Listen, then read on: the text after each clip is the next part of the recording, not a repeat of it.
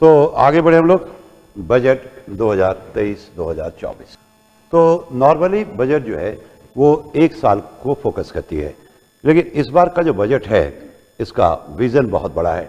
और अगर एक लेमैन टर्म में कहा जाए तो अगले 25 साल के बाद, यानी जब भारत जो है 100वें वर्षगांठ पे इंटर करेगा 2047 में, तो वहाँ भारत किस तरफ जाएगा, कहाँ पहुँचेगा, एक दीर्घकालीन पॉलिसी पे सरकार काम कर रही है। और उस लिहाज से इस साल का जो बजट है ये बहुत ही डायनामिक है और बहुत ही विस्तृत है, और तकरीबन हर एक एस्पेक्ट को, इकॉनमी के हर एक एस्पेक्ट को टच किया गया है और बहुत ही गंभीरता से।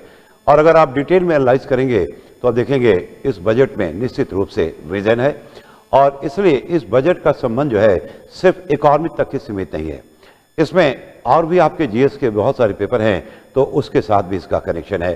तो हम लोग सबसे पहले देखें विजन फॉर अमृतकाल, यानी जो हमारा लॉन्ग टर्म विजन है, आखिर हम पहुंचना कहाँ चाहते हैं। तो जो हमारा मेन थीम है इकॉनमी का, तो उसका जो आपका थीम है वो है विजन ऑफ अमृतकाल।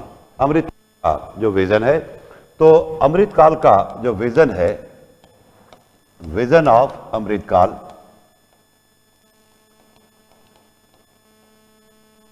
ये आपका विजन है इस technology driven and knowledge based economy. तीन चार चीजें हैं, technology driven and knowledge based economy, ये जो है पहला उद्देश्य है, पहला विजन है टेक्नोलॉजी बेस्ड और technology driven and knowledge based economy, knowledge based economy. तो ये आपका जो है पहला बेस्ड इकॉनमी, तो ये आपका पहला विजन है। दूसरा आपका जो विजन है, ये ध्यान दें, तो दूसरा जो आपका विजन है वो है आपका ये strong public finance, strong public finance, यानी public finance, strong public finance. यहां पे हम लोग बहुत डिटेल में चर्चा करेंगे कि पब्लिक फाइनेंस का यहां महत्व क्या है, लेकिन एक चीज तो सबको पता है कि बिना पब्लिक फाइनेंस के क्राउडिंग इन नहीं होगा। यानी देश को अगर गति देनी है, यानी country has to be, if it country has to be given the momentum, यानी गति प्रदान करे एक दिशा के साथ, तो यहाँ पे पब्लिक फाइनेंस का बहुत ही बड़ा सिग्निफिकेंस है। और तीसरा आपका जो है robust public sector, finance sector, robust ठीक है, public sector, public finance, public finance. और बेहतर होगा हम वर्ड यूज करें robust financial sector. Financial sector का मौजूद होना बहुत ही जरूरी है, फाइनेंशियल सेक्टर, क्योंकि अगर फाइनेंशियल सेक्टर मौजूद नहीं है तो निश्चित रूप से क्या होगा कि हम इकॉनमी को आगे नहीं बढ़ा पाएंगे। Finance is the key. जितने भी हमारे आर्थिक उद्देश्य हैं, सामाजिक उद्देश्य हैं या एक्सवाइजेड, सबके पीछे जो ड्राइविंग फोर्स है इट्स फाइनेंस। यानी अगर हमारा फाइनेंशियल सेक्टर अगर मजबूत नहीं होगा तो फिर जो है इस उद्देश्य को हम प्राप्त नहीं कर सकते। तो तीन आपका जो है विजन है, तीनों को जरा देखें। यानी हमारा जो मेन थीम है टेक्नोलॉजी ड्रिवन, टेक्नोलॉजी हमारे कंट्री का ड्राइवर होगा। फिर से आप समझे कि देश को आगे बढ़ाना है, तो देश को आगे बढ़ाने में जिसकी सबसे बड़ी भूमिका होगी वो कौन सा होगा, तो टेक्नोलॉजी।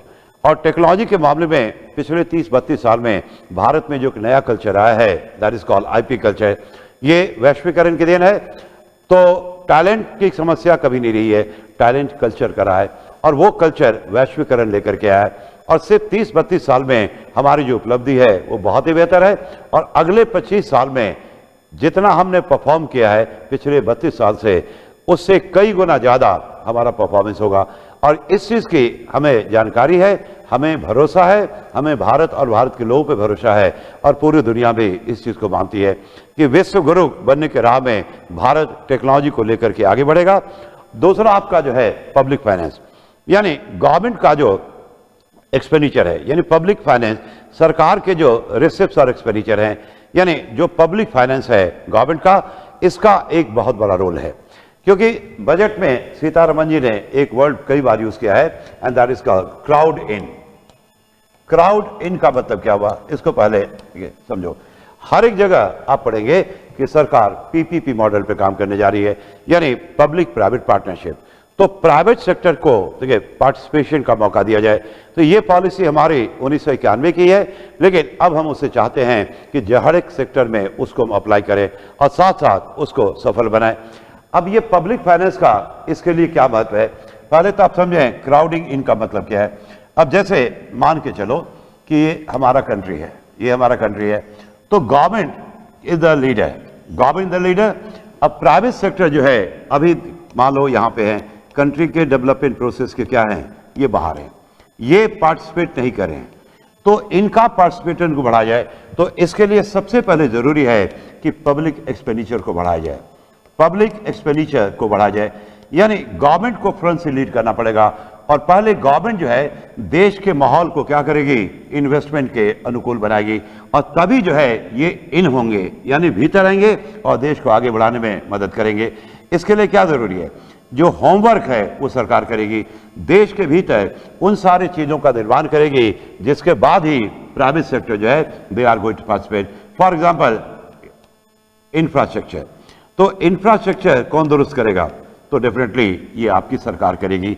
अगर आपके क्षेत्र का, आपके राज्य का इंफ्रास्ट्रक्चर अगर सही नहीं है तो डेफिनेटली प्राइवेट सेक्टर दे नहीं आएंगे। लॉ एंड ऑर्डर कौन मेंटेन करेगा, तो डेफिनेटली गवर्नमेंट, यानी डिफेंस कौन मेंटेन करेगा, तो गवर्नमेंट करेगी। सरकार की जो पॉलिसियां होंगी जो निजीकरण को बढ़ावा देगी, वो पॉलिसी कौन लेके आएगी, तो सरकार। यानी जो पब्लिक फाइनेंस का इस्तेमाल करके देश के भीतर एटमॉस्फेयर को क्रिएट करना, यानी देश के भीतर माहौल को क्या करना, उपयुक्त बनाना, और उसके बाद ही आप देखेंगे कि प्राइवेट सेक्टर जो है दे विल कम इन, यानी क्राउड इन, यानी अभी वो क्या है, क्राउड आउट है। क्योंकि इसलिए मैं एक और बेहतर एग्जांपल से समझा रहा हूं। अगर भारत में आप 28 राज्य हैं, तो अगर आप पूरा भारत भ्रमण कर लोगे तो आपको लगेगा कि पूरा इंडिया हमने, पूरा दुनिया हमने घूम लिया।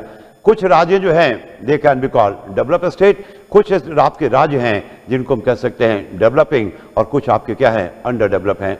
तो आखिर इतना अंतर क्यों है, इतना अंतर क्यों है, तो डिफरेंस के पीछे बहुत सारे कारण हैं, लेकिन एक जो सबसे मेन कारण है that is the performance of the government.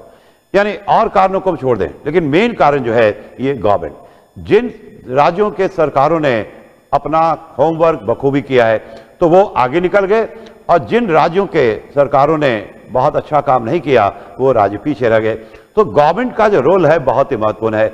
अब भारत में मैन्युफैक्चरिंग को हम प्रमोट करें, 1991 में भारत में हमने एफडीआई को अनुमति दी, एफडीआई फॉरेन डायरेक्ट इन्वेस्टमेंट, इसको हमने अनुमति कब दी, तो स्वाभाविक है 1991 में जब भारत में रिफॉर्म का काम शुरू हुआ। इसके बावजूद भी अगर आप देखो तो पिछले 32 साल में भारत में जो एफडीआई का जो काम है ये कुछ ही राज्य तक सीमित है, कुछ ही राज्य तक सीमित है।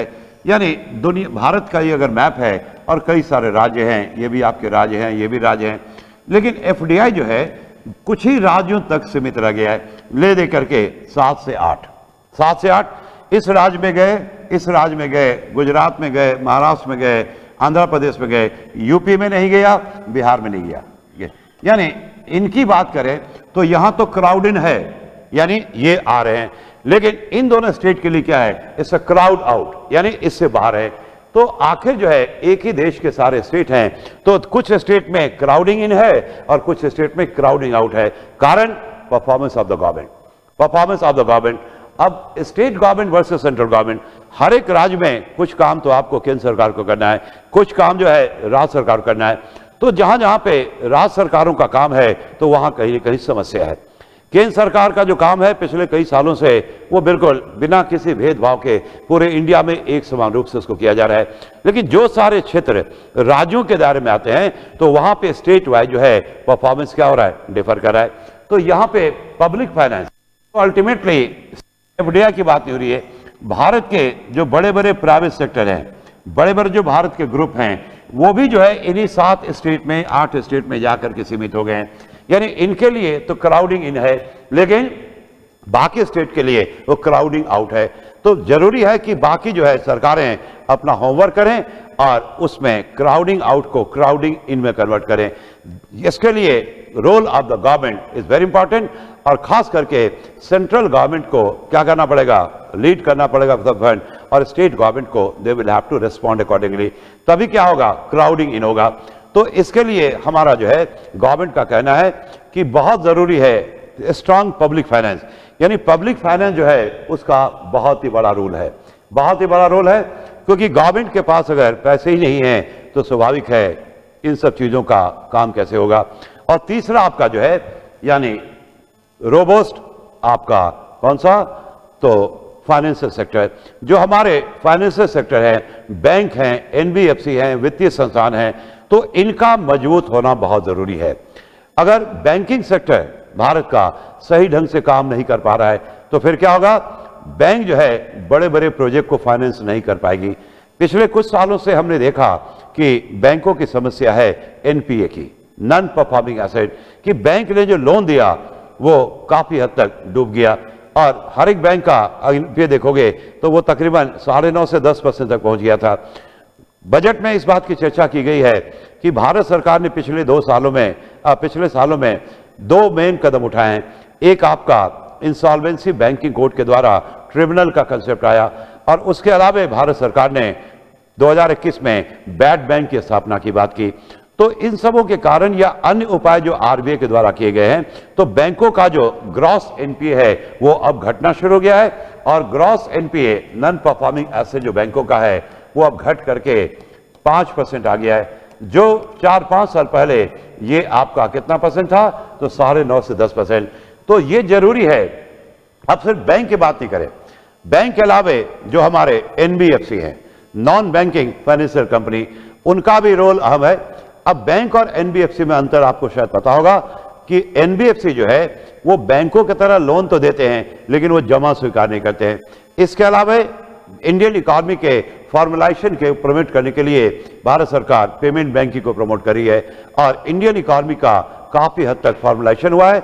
और सिंपली अगर हम देखें तो पिछले साल 2022 में सिर्फ यूपीआई के द्वारा जो लेन देन हुआ है, यूपीआई के द्वारा जो लेन देन हुआ है उसकी मात्रा जो है 126 लाख करोड़ पहुंच चुका है। यानी 126 लाख करोड़ रुपया जो है ये यूपीआई के माध्यम से क्या हो चुका है, ये 126 लाख। तो इतने का जो है यूपीआई के थ्रू क्या हुआ है, तो ट्रांजैक्शन हुआ है। ये बहुत बड़ा अमाउंट है, 126 लाख करोड़। ये भी एक भारत में नए तरह का कल्चर है। इससे भारत सरकार को अपने टैक्स बेस को बढ़ाने में मदद मिलेगी, और साथ साथ भारत में जिन सब चीजों के उत्पादन को जीडीपी का हिस्सा नहीं माना जाता था, अब उसके आंकड़े भी भारत सरकार के पास उपलब्ध होंगे, और भारत का जीडीपी भी क्या होगा, ये बढ़ेगा। तो भारत का जो वित्तीय संस्थान है वो निश्चित रूप से एक अपना अहम भूमिका जो है अदा करेगी, और अगर ऐसा नहीं होगा तो फिर देश को आगे बढ़ाने में देश को गति नहीं मिलेगी। तो ये 3 हमारे जो मेन आपके क्या है, विजन है, और इन सबों को आप एक साल में प्रमोट नहीं कर सकते हो। ये मान चलें अगले 25 साल में हमें इन सब चीजों पे काम करना है, और अपर कोई लिमिट तो है नहीं। अब इसके लिए भारत सरकार का कहना है कि इस 3 जो हमारा विजन है उसको प्राप्त करने के लिए हमारे पास कुछ टूल होने चाहिए। तो सबसे जो है महत्वपूर्ण टूल्स कौन से हैं जिसकी चर्चा बजट में हुई है। टूल का मतलब हथियार हुआ, यानी जिनकी मदद से हम अपने विजन को प्राप्त कर सकें। तो ये जो आपके टूल हैं, तो इसमें कहा गया है कि सबसे महत्वपूर्ण है कि इकोनॉमिक एम्पावरमेंट ऑफ वुमेन, यानी महिलाओं का सशक्तिकरण, और वो भी आर्थिक दृष्टिकोण से। महिलाओं का भी योगदान उतना ही है जितना पुरुषों का। तो महिलाओं का जो योगदान है उसको बढ़ाया जाए। इसके लिए जरूरी है कि महिलाओं को ज्यादा एम्पावर किया जाए। और बजट में आपने देखा होगा कि 2 मेजर प्रोग्राम सरकार पे जिस पे फोकस किया गया है। पहला आपका है दीनदयाल अंत्योदय योजना, और दूसरा आपका नेशनल रूरल लाइवलीहुड मिशन। तो ये सारे फैक्चुअल चीजें हैं जिन पे हमारा विशेष जोर नहीं होगा। दूसरी बात कहती है सरकार कि पीएम विश्वकर्मा कौशल सम्मान, यानी यहाँ पे विश्वकर्मा भगवान को किस पर्पस यूज किया जाता है, वो टूल के मास्टर थे, यानी स्किल डेवलपमेंट की सरकार बात करी है। स्किल डेवलपमेंट जो है एक की है, और जब तक स्किल डेवलपमेंट नहीं होगा तब तक जो है इफिशिएंसी नहीं बढ़ेगी, इफिशिएंसी जब नहीं बढ़ेगी तो प्रोडक्टिविटी नहीं बढ़ेगी, प्रोडक्टिविटी जब नहीं बढ़ेगी तो प्रोडक्शन नहीं बढ़ेगा, और प्रोडक्शन नहीं बढ़ेगा तो देश आगे नहीं बढ़ेगा। तो हम बात कर रहे हैं स्किल डेवलपमेंट की, और इसमें जो है इस बार विशेष जोर दिया गया है जो इंडिया का जो हिस्टोरिकल जो कहा जाए, जो क्राफ्ट्समैन होते हैं या आपका आर्टिजन्स होते हैं, जिन्होंने काम के अभाव में या उस तरह का वातावरण नहीं मिला तो सब लोग अपने पुश्तैनी काम को छोड़ करके और शहर में जाके मजदूरी करें, यानी स्किल वर्कर से ये नॉन स्किल वर्कर में कन्वर्ट हो चुके हैं, जिससे अल्टीमेटली कंट्री को नुकसान है। और उनको दोबारा जो है बैक ऑन द ट्रैक उसको लाने की सरकार बात करी है कि आप जो है एक लिमिटर में कि आ घर लौट चले, यानी आपका स्ट्रेंथ जो है मजदूरों की हैसियत से नहीं है, बल्कि आप तो इंडिया की क्या हैं, इंडिया का कहोगे कि विजन को प्राप्त करने में आपका एक बहुत बड़ा रोल है कि you people are basically skill worker, for the time being you have been converted into unskill worker, let us become again skill worker, जिससे कि इंडिया का चौतरफा विकास हो। और खास करके इट्स मोर इंटरेस्टिंग क्योंकि जिन जिन राज्यों को हम आज भी पिछड़ा राज्य मानते हैं तो वहां पे इस तरह के वर्कर की संख्या ज्यादा है, यानी potentially they are very rich, बहुत ही रिच हैं, लेकिन performance wise they are very very poor. तो उसी चीज को हम लोग रिवाइव करने की कोशिश करें, और सबसे पहले जरूरी है कि skill development of the human being. और यस, गवर्नमेंट की हर एक पॉलिसी का बेसिक थीम होता है, गवर्नमेंट ओपनली कहती है और पहला लाइन कहती है कि economic development is all about human resource development. जब तक ह्यूमन रिसोर्स की क्वालिटी डेवलप नहीं होगी तब तक किसी भी तरह का डेवलपमेंट नहीं होगा। तो ये आपका दूसरा टूल है। उसके बाद है तीसरा टूरिज्म। टूरिज्म में बहुत बड़ी क्षमता है, बहुत बड़ी क्षमता है भारत में। भारत इतना बड़ा देश है ना कि आपको कुछ भी अगर देखना है तो आपको भारत मिल जाएगा, ऐसा कोई भी चीज नहीं है जो आपको इंडिया में नहीं मिलेगा। वास्ट है, पहाड़ भी हैं, नदियां भी हैं, ठीक है, सब कुछ है। और टूरिज्म में अभी जो है हमारा फोकस है, और टूरिस्ट सेंटर को हमें क्या करना है, प्रमोट करना है, प्रमोट करना है। प्रमोशन की बात कई दिनों से चल रही है, कई सालों से चल रही है, लेकिन अभी भी एक दो प्रॉब्लम है। काफी हद तक हम विदेशी टूरिस्ट को तो वापस इंडिया लाने में या इंडिया लाने में तो सक्षम हुए हैं, टूरिस्ट की संख्या दिन पर दिन बढ़ती जा रही है, लेकिन भारत के लोगों के बीच में एक कल्चर है कि खास करके जब आपके जेब में पैसे आ जाएं तो आपको जो है विदेश घूमना जो है वो ज्यादा पसंद है, ज्यादा पसंद है। यानी जो चीजें आपके देश में मौजूद है आप उनको छोड़ करके और इंडिया से आप बाहर जाते हैं, तो इससे देश को विदेशी मुद्रा भंडार का भी क्या होता है, नुकसान होता है, और टूरिज्म में भी कमी आती है। क्योंकि टूरिज्म सेक्टर से बहुत सारे लोगों को रोजगार मिलता है, इसमें बहुत ज्यादा संभावना है। अगर हम इंडिया की बात करें तो नॉर्थ ईस्ट जो है वो पूरी तरह से अनएक्सप्लॉइटेड है, जो कि बहुत ही खूबसूरत है, वहां पे बहुत सारी अपॉर्चुनिटी है, लेकिन वो पीछे रह गया क्योंकि वहां पे हमने इंफ्रास्ट्रक्चर पे कभी काम किया ही नहीं, कभी काम किया ही नहीं। और इंफ्रास्ट्रक्चर अगर नहीं है, क्योंकि लोगों के पास पैसे हैं, उनको सहूलियत चाहिए, तो इसलिए वहां पे टूरिज्म को प्रमोट नहीं कर पाए। नॉर्थ ईस्ट में अगर देखोगे तो एक जो है इश्यू आपका डिफेंस का भी है, और वो आपका चाइना का है। अब थोड़ा सा अप्रोच बदल गया है, चीजें वही हैं लेकिन अप्रोच, बजट भी वही है। कुछ लोग फैक्चुअली पढ़ते हैं, कुछ लोग एनालिटिकली पढ़ते हैं, तो बजट के पढ़ने का अगर आपका तरीका बदल जाएगा तो आपके समझ में आ जाएगा कि बजट कितना इंपॉर्टेंट है। और बजट को सिर्फ और सिर्फ जो है इकोनॉमी तक ही लिंक ना करे, इकोनॉमी तक ही लिंक ना करे, इसके लिंक जो है जीएस के हर एक पेपर से। तो मैं बात कर रहा था, एक मैं उदाहरण दे रहा हूं, ये अगर देखें अरुणाचल जो है उस पर चाइना का क्लेम है, और अब चाइना ने अपने तरफ अरुणाचल बॉर्डर पे अपना इंफ्रास्ट्रक्चर बहुत ही टॉप क्लास का कर दिया गया था, लेकिन भारत की तरफ से इंफ्रास्ट्रक्चर पूरी तरह से मिसिंग था, गायब था। तो आज से करीब 25 साल या 20 साल पहले हमारे एक डिफेंस मिनिस्टर ने पार्लियामेंट में जवाब दिया किसी प्रश्न के उत्तर में कि हम जो है बॉर्डर पे इंफ्रास्ट्रक्चर इसलिए मजबूत नहीं कर रहे हैं कि चाइना उसी इंफ्रास्ट्रक्चर को यूज करके इंडिया में आ जाएगा। ये तो हमारी सोच थी, यानी न तो हमारे ऊपर अपने ऊपर भरोसा था, न अपने देश पे भरोसा था, न अपने फौज के ऊपर भरोसा था। और अब जो है जब नई सरकार बदली है तो हमारा अप्रोच जो है चेंज हो गया है, पॉजिटिव। और हम लोग जो है इंफ्रास्ट्रक्चर पे बहुत ज्यादा निवेश कर रहे हैं, न सिर्फ नॉर्थ ईस्ट में बल्कि हम जो हमारे बॉर्डर एरियाज हैं वहाँ का इंफ्रास्ट्रक्चर भी अब चाइना को मैच कर रहा है और दिन पर दिन उसमें इंप्रूवमेंट हो रहा है। कुछ सालों की बात है जब नॉर्थ ईस्ट में जब इंफ्रास्ट्रक्चर पूरी तरह से डेवलप होगा तो फिर जो है वहाँ पे जो घरेलू टूरिस्ट हैं साथ साथ जो विदेशी पर्यटक हैं उनकी संख्या बढ़ेगी।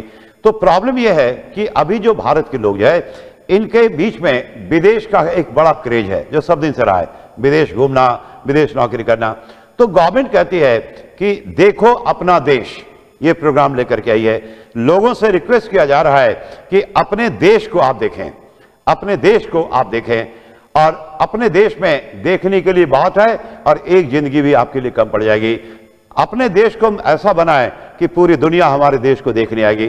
तो यही हकीकत है कि पूरी दुनिया हमारे देश को देखने आ रही है और हम भारतीय जो है हम विदेशी भ्रमण कर रहे हैं। और भारत के लोग में सबसे बड़ी समस्या ये है कि हर एक चीज वो सरकार से ही उम्मीद करते हैं कि सरकार ने ये नहीं किया, सरकार ने वो नहीं किया, आप देखें कि आपने क्या किया, आपने क्या किया।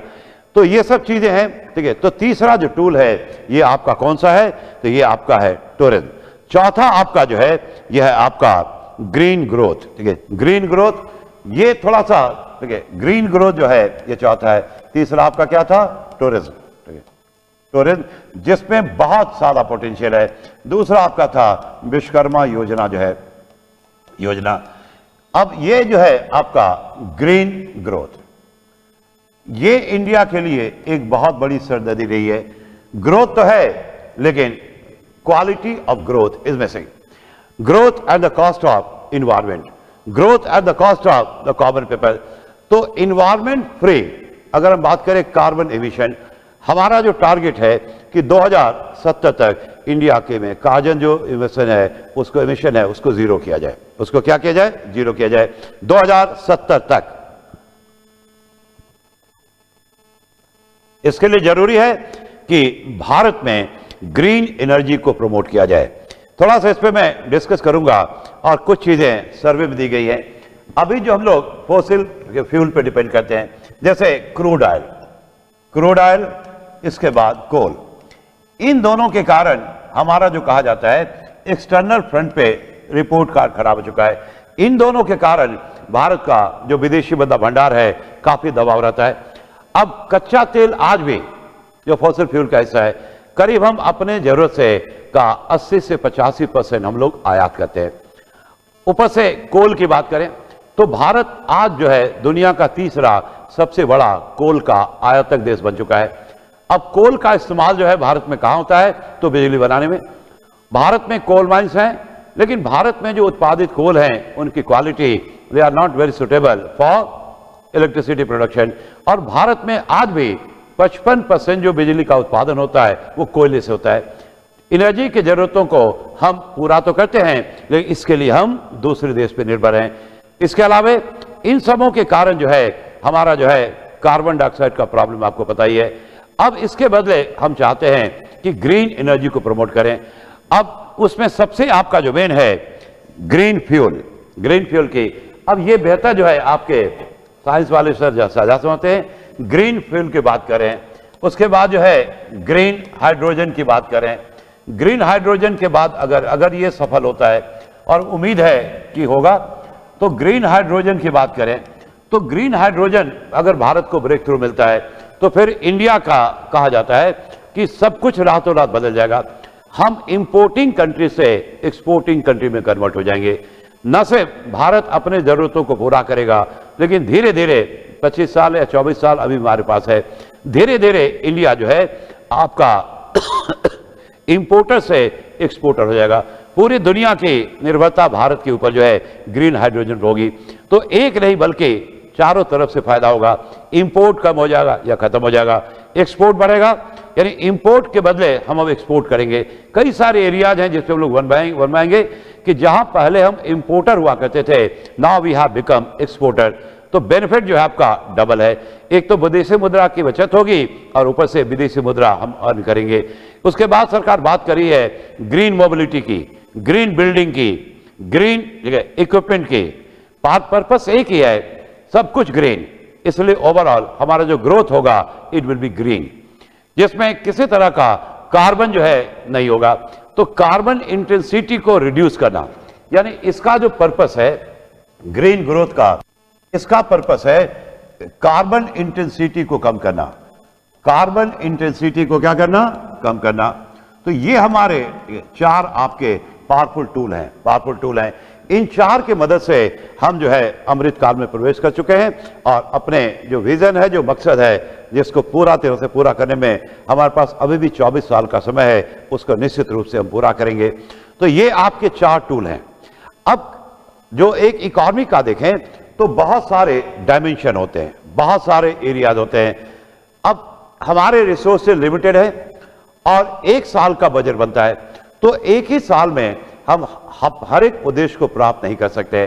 तो इसलिए आप देखोगे ईयरली बेसिस पे हमारी जो प्रायोरिटी है वो बदल जाती है, प्रायोरिटी बदल जाती है। एक ही बार में हम सारे लक्ष्य पे अपना ध्यान केंद्रित नहीं कर सकते हैं, क्योंकि इतने ही तरह से हम अभी फाइनेंशियली सक्षम नहीं है। सिर्फ फाइनेंशियली नहीं बल्कि और भी एरियाज हैं जहां पे अभी टाइम लगेगा। तो प्रायोरिटी जो है वो चेंज होता है, प्रायोरिटी चेंज होता है। तो इस बार के बजट में अगले 1 साल के लिए तो जिन 7 प्रायोरिटी पे सरकार काम करी है, यानी उसको कहा गया है सप्तऋषि। 7 प्रायोरिटी है, प्रायोरिटी जो है इनको कहा गया है सप्तऋषि।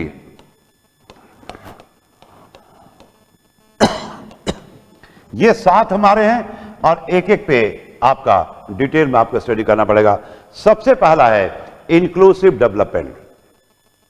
इंक्लूसिव डेवलपमेंट, इंक्लूसिव डेवलपमेंट, सबका साथ सबका विकास। तो ये हमारा मेन उद्देश्य रहा है। कब से? तो जब से 11वीं पंचवर्षीय योजना आई है, यानी देश के विकास में कोई भी पीछे ना छूटे, कोई भी पीछे ना छूटे। और इसलिए सरकार ने बहुत सारे प्रोग्राम भी बनाए हैं और कुछ प्रोग्राम जो है पुराने हैं और कुछ जो है आपके नए भी आ सकते हैं और आएंगे भी। तो जो सरकार के प्रोग्राम्स हैं आपके इंक्लूसिव डेवलपमेंट में, तो नाम मैं सिर्फ आपको बताता हूं तो आपने सुना होगा। पहला जो है स्वच्छ भारत मिशन, सबको पता है, क्लीन इंडिया। दूसरा आपका जो है उज्ज्वला योजना, यहाँ पे ग्रामीण क्षेत्र में खास करके महिलाओं को कुकिंग गैस जो है फ्री में प्रोवाइड किया जा रहा है, कनेक्शन। उसके बाद जो है कोविड वैक्सीन, कोविड वैक्सीनेशन में हमारा परफॉर्मेंस बहुत ही जबरदस्त रहा। तकरीबन 220 करोड़ लोगों को हमने वैक्सीनेट किया। ये 3 था। उसके अलावे जनधन खाते, जनधन बैंक अकाउंट। अब जनधन बैंक खातों की संख्या तकरीबन बजट के हिसाब से 48 करोड़ के आसपास पहुंच गई है, 48 करोड़ की। यह भी बहुत बड़ा अचीवमेंट है। इसके अलावे पीएम सुरक्षा बीमा और पीएम जीवन ज्योति योजना, ये जो आपका सरकार का गरीबों के लिए जो बीमा योजना है, जो 2 हैं, पीएम सुरक्षा बीमा योजना, सुरक्षा बीमा और पीएम जीवन ज्योति योजना। तो ये 2 जो है इनके दायरे में अब 50 करोड़ से ज्यादा लोग आ रहे हैं। और सबसे लास्ट में सरकार कहती है कि पीएम किसान या पीएम किसान सम्मान निधि योजना, जिसमें तकरीबन किसानों के जो रजिस्टर्ड किसान हैं तो उनके खाते में पर एनम 6,000 रुपया सरकार ट्रांसफर करती है, 3 इंस्टॉलमेंट 2,000 रुपये का। तो इसका भी दायरा बढ़ रहा है और इस दायरे में अधिक से अधिक लोग आ रहे हैं। तो इस संदर्भ में सरकार ने कहा है कि हमारी जो उपलब्धि है वो कैसी है। तो सरकार का जो इंक्लूसिव डेवलपमेंट का प्रोग्राम है तो उसमें आपका अचीवमेंट क्या है, क्योंकि आपने ये जो सारे प्रोग्राम हैं वो बहुत पहले ही आपने क्या किया, शुरू किया। तो आखिर आप बताएंगे कैसे कि यहां पे सरकार सफल हुई है या असफल हुई है। तो एक एक करके देखें। जो इंडिकेटर है, यानी इंक्लूसिव डेवलपमेंट का जो अचीवमेंट है, जो हमारा अचीवमेंट क्या है, तो ये आपको थोड़ा सा एग्जामिनेशन पर्पज से ध्यान रखना पड़ेगा, यानी दोनों मेंस और प्रीमी। तो पहला जो अचीवमेंट का इंडिकेटर है वो कहता है कि 9 करोड़ लोगों को जो पानी का कनेक्शन दिया गया है ग्रामीण क्षेत्र में, यानी 9 करोड़ लोगों को जल यानी पानी की सुविधा जो है प्रोवाइड की गई है। स्वच्छ पानी, जल का मतलब आपका पानी होता है। तो 9 करोड़ लोगों को जो ड्रिंकिंग वाटर, पीने युक्त जो पानी है, ठीक है, उसका कनेक्शन दिया गया है ग्रामीण क्षेत्र में। अगला अचीवमेंट है कि स्वच्छ भारत मिशन के तहत जो सरकार कहती है कि 11.7 करोड़ जो है टॉयलेट्स बनवाए गए हैं। स्वच्छ भारत, सॉरी, स्वच्छ भारत मिशन के तहत, तो एसबीएम के तहत करीब जो है 11.7 करोड़ जो है ये आपके हाउस होल्ड टॉयलेट्स बनाए गए हैं। तीसरा आपका जो है उज्ज्वला के तहत 9.6 करोड़, ये सारे आपके अचीवमेंट हैं। 9.6 करोड़ जो है रूरल एरियाज को कनेक्शन दिया गया है गैस का, किस योजना के तहत? तो उज्ज्वला। ठीक है, ये आपका तीसरा अचीवमेंट है। चौथा अचीवमेंट आपका जो है वो है 220 करोड़ लोगों को 220 करोड़ लोगों को कोविड का टीका लगा है। 220 करोड़ लोगों को वैक्सीनेशन, बहुत बड़ा अमाउंट है। ये पूरे वर्ल्ड पॉपुलेशन का 25% से भी ज्यादा होता है। उसके बाद जो अगला है आपका जनधन खाते खोले गए हैं, कितने? तो 47.8 करोड़ लोगों का, 47.8 करोड़ लोगों के लिए जनधन खाते खोले गए हैं। टुवर्ड्स मोर इंक्लूसिवनेस, जनधन खाता, ठीक है, जनधन अकाउंट, तो 47.8 crore, it's a big, it's a बहुत बड़ा। उसके बाद जो है इंश्योरेंस जो कवरेज है वो 44.6 करोड़ लोगों को इंश्योरेंस कवरेज दिया गया है। 44.6 करोड़ लोगों को, इतने लोगों को आपका इंश्योरेंस कवरेज दिया गया है। और इंश्योरेंस जो है इसमें आपका इंश्योरेंस कवरेज जो है ये कितने का?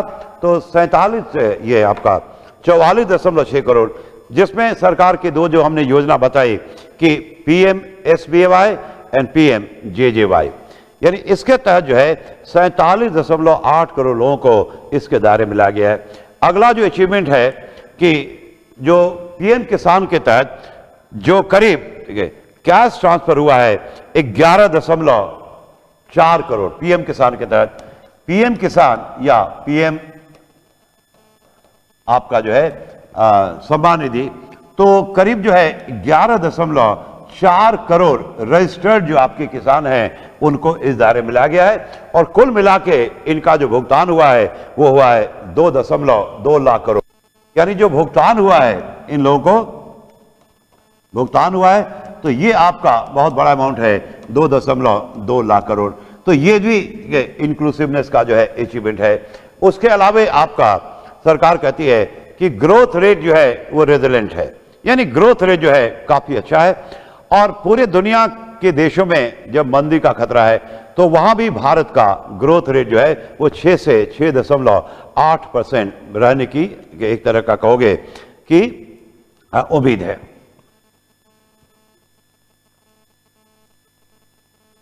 जबकि पिछले साल 2022 में पूरे वर्ल्ड इकोनॉमी में बहुत तरह के उतार चढ़ाव हुए, जिसमें आपने देखा यूक्रेन की लड़ाई शुरू हो गई, फूड शॉर्टेज हो गया, अमेरिका का केंद्रीय बैंक फेडरल रिजर्व ने ब्याज दर को क्या किया? बढ़ाया, जिससे कि पूरी दुनिया के जो बाजार हैं उन पे फर्क पड़ा, उनके विदेशी मुद्रा भंडार जो है वो कम हो गया और पूरी दुनिया में एक तरह से महंगाई का दौर आ गया। महंगाई अभी भी भारत में लिमिट को क्रॉस कर चुकी है।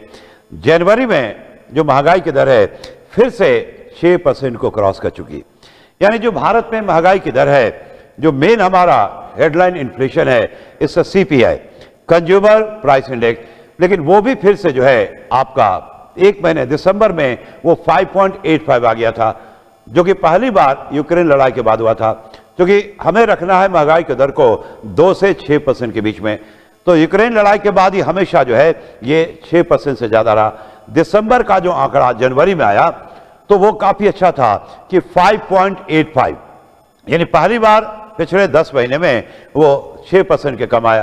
तो RBI का भी कहना था, सरकार भी उम्मीद कर रहे थे कि अब इसमें और सुधार आएगा, यानी कमी आएगी। लेकिन जनवरी का जो महीना था उसका जो आंकड़ा आया तो वो फिर से जो है आपका बढ़ के CPI कितना हो गया? तो 6.5%, ये आपका कंज्यूमर प्राइस इंडेक्स। तो ये अभी भी हमारे कहा जाए तो जो दायरा है, जो हमारा कंफर्ट जोन है, उसमें भी नहीं पहुंचा है। तो ये अभी चिंता का विषय है, लेकिन इसके लिए सरकारें काम करी है। उसके बाद जो सबसे इंटरेस्टिंग पॉइंट सरकार ने कहा है कि अर्बन अनएम्प्लॉयमेंट रेट जो है ये पिछले 4 साल के अपने न्यूनतम स्तर पे पहुंच चुका है।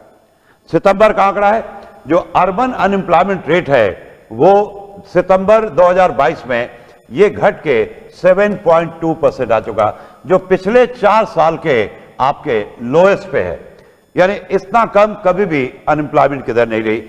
तो फिर भी अभी भी हमें काफी काम करना है। तो ये आपके जो हम कहें तो इंक्लूसिव ग्रोथ के ये आपके अचीवमेंट हैं, और ये सारे फिगर जो मैं ले रहा हूं तो ये आपका बजट से ले रहा हूं। अब यहां पे इंक्लूसिव ग्रोथ का जो दायरा है, क्या यही 6 है? नहीं, और भी है। तो जिन जिन एरियाज को फोकस किया गया है मैं एक एक करके आपको बता रहा हूं। यानी इंक्लूसिव ग्रोथ को to make them more inclusive किन किन एरियाज को ज्यादा फोकस किया गया है, तो वो जरा देखें। तो जो एरियाज फोकस किए गए हैं इंक्लूसिव ग्रोथ पे, थोड़ा सा उस पे हम लोग नजर डालें। तो सबसे पहला जो एरिया फोकस किया गया है तो digital public infrastructure for agriculture. Agriculture पे ज्यादा फोकस है, और एग्रीकल्चर सेक्टर में डिजिटल इंफ्रास्ट्रक्चर के थ्रू क्रांति लाना, ये हमारा एक मेन एरिया है। क्योंकि कृषि का उत्पादन तो है, उत्पादन बहुत ज्यादा है, लेकिन एक चीज आपकी जानकारी के लिए कि 30% हमारा जो एग्रो प्रोडक्ट है दे आर गेटिंग वेस्टेड। यानी जितना भी हमारा एग्रीकल्चर प्रोडक्शन होता है, खास करके उन सब चीजों का जो पेरिशेबल है, जो खराब हो जाते हैं जल्दी, तो 30% जो है वो ऐसे ही आपका बेकार हो जाता है। और नॉर्मली ये प्रोडक्ट किनके होते हैं? ये प्रोडक्ट किसके होते हैं? तो ये प्रोडक्ट होते हैं जो हमारे स्मॉल और मार्जिनल फार्मर हैं। बड़े फार्मर को नुकसान होता भी है तो कम होता है, और साथ साथ वो उसको झेल सकते हैं। तो एक तो गरीब किसान हैं जिनका उत्पादन कम है, और उनका मैक्सिमम प्रोडक्ट जो है, या एक बड़ा हिस्सा जो है, अगर वो वेस्ट हो जाता है, उनको सही मार्केट नहीं मिलता है, या मार्केट में उनको अच्छा रेट नहीं मिलता है, तो उनकी आर्थिक स्थिति वहीं की वहीं रह गई, या कई सालों तो देखा हमने खराबी हो गई है। तो उनको नॉर्मली टारगेट करना है, और जरूरी है कि एग्रीकल्चर में इंफ्रास्ट्रक्चर, डिजिटल इंफ्रास्ट्रक्चर को प्रमोट करके हम जो है उसकी स्थिति को क्या करें, सुधारें। दूसरा एक अहम जो है डिसीजन लिया गया है कि एग्रीकल्चर सेक्टर में स्टार्टअप, एग्रीकल्चर से रिलेटेड जो स्टार्टअप बिजनेस है, जो यंग एंटरप्रेन्योर, उसको प्रमोट करें, और इसमें बहुत सारे स्कोप हैं। इसलिए देखोगे भारत सरकार ने एक फंड बनाया है, एग्रीकल्चर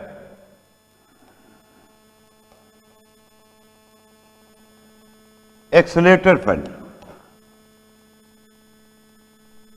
एग्रीकल्चर एक्सीलरेटर फंड, ये जो फंड है इसका मेन उद्देश्य होगा कि ग्रामीण क्षेत्र के जो लोग हैं, खास करके युवा हैं, तो उनको जो है स्टार्टअप बिजनेस को प्रमोट किया जाए। स्टार्टअप काफी पॉपुलर भारत में हुआ है, काफी हद तक सफल रहा है, लेकिन ये अभी तक जो है आपका शहर तक ही सीमित है। तो मेन पर्पस क्या है? एग्रीकल्चर स्टार्टअप जो एक्सीलरेटर फंड जो बनाया गया है, उसका मकसद है कि टू इनकरेज करना किसको? तो agri startups by young entrepreneur in rural area.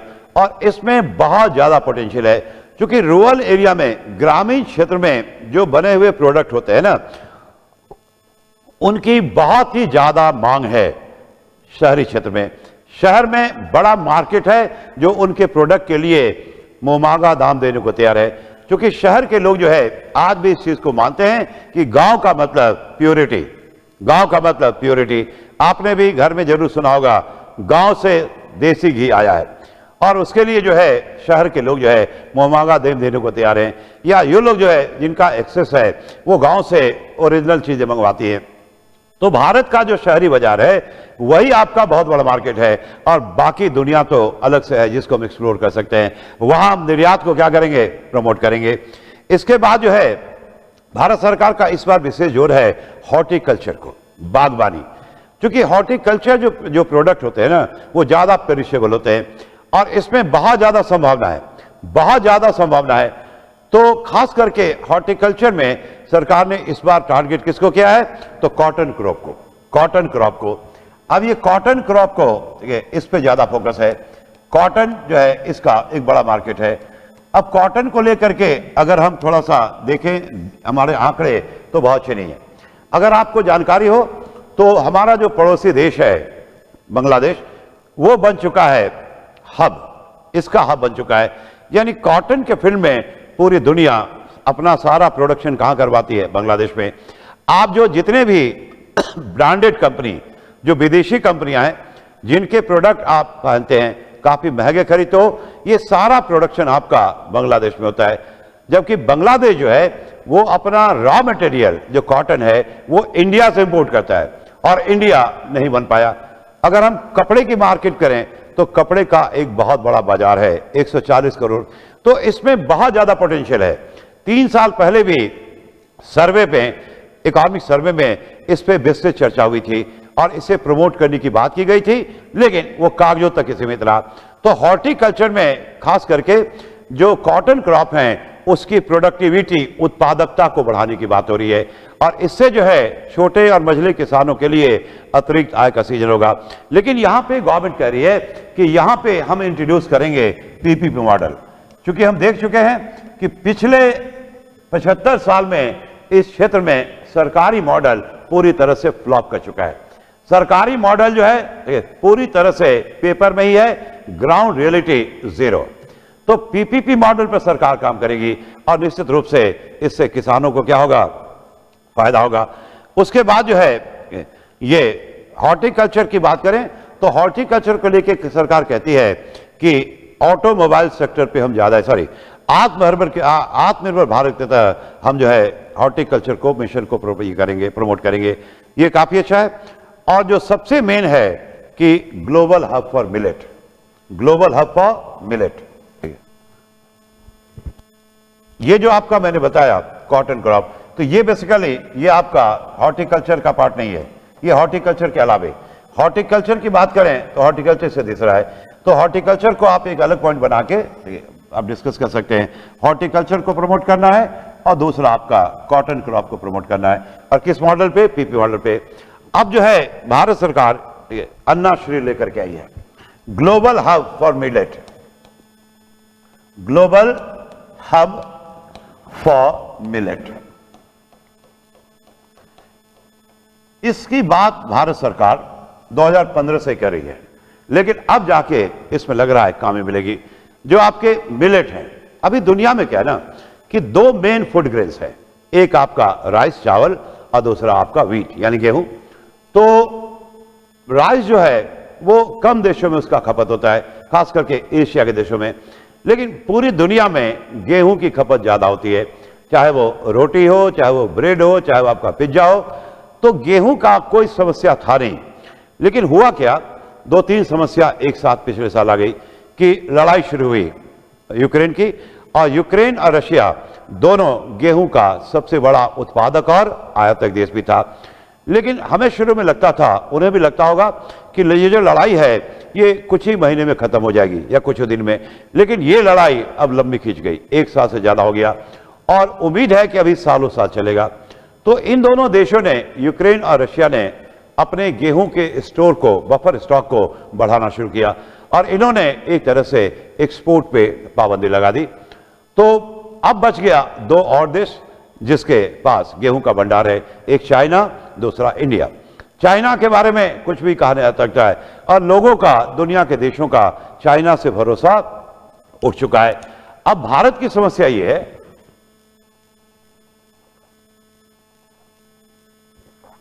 कि जब गेहूं का फसल लगाया जाता है या जब बड़ा होता है, तो 2022 में जो वो अप्रैल का महीना था, जो पिछले 300 साल का सबसे गर्म महीना था, मतलब अप्रैल का महीना सबसे गर्म था। अब टेम्परेचर बढ़ने के कारण जो है गेहूं की उत्पादकता, प्रोडक्टिविटी कम हो गई। तो भारत पहले अपने बारे में सोचेगा, तो भारत ने फिर क्या किया, गेहूं के एक्सपोर्ट पे बैन लगा दिया। अब फूड ग्रेन्स का एक समस्या जो है ये एक ग्लोबल समस्या है। तो भारत सरकार का कहना था कि ये जो आप जो है आप अपने फूड हैबिट को चेंज करें, अब हम मिलेट को प्रमोट करें, मिलेट को प्रमोट करें। मिलेट में कौन कौन आते हैं, तो अन्नाश्री योजना सरकार ने शुरू किया। अन्नाश्री, ये आपको ध्यान रखना है, और मिलेट में प्रमोट किया जाए, सॉरी नॉट अन्नाश्री, इट्स श्री अन्ना, श्री अन्ना योजना भारत सरकार ने शुरुआत किया है, श्री अन्ना। मिलेट में वो कौन कौन सी चीजें हैं, तो मिलेट में भी यानी कि जो न्यूट्रिशनल वैल्यू है इसका बहुत ज्यादा है, जिसमें क्या क्या आता है, तो नाम आपने सुना होगा, कुछ तो रीजनल है जैसे ज्वार है, फिर आपका रागी है, फिर आपका बाजरा है, फिर आपका कुट्टू है, फिर आपका रामदाना है, फिर आपका कंगनी है, फिर आपका कुट्टी है, फिर आपका कोडो है, फिर आपका चीना है और फिर आपका सावा है। तो इन सबों में जो न्यूट्रिशनल वैल्यू है वो बहुत ही ज्यादा है, प्रचुर मात्रा में भरा हुआ है। और भारत जो है दुनिया का सबसे बड़ा उत्पादक और सबसे बड़ा निर्यातक देश भी है। जबकि बजट में मेंशन किया गया है कि भारत दुनिया का सबसे बड़ा उत्पादक लेकिन दूसरा सबसे बड़ा निर्यातक है। लेकिन रिसेंट रिपोर्ट कहता है कि भारत जो है दुनिया का सबसे बड़ा निर्यातक भी है, नंबर 2 पे आपका अमेरिका है। तो इनको हम प्रमोट करें, लेकिन भारत के भीतर भी एक समस्या है कि भारत के जो एलिट क्लास के लोग हैं, जो मतलब थोड़ा बहुत जिनके जेब में पैसा है, तो वो भी उनका माइंडसेट ये है कि मानते हैं कि ये सारे जो है ना ये गरीबों का खाना है।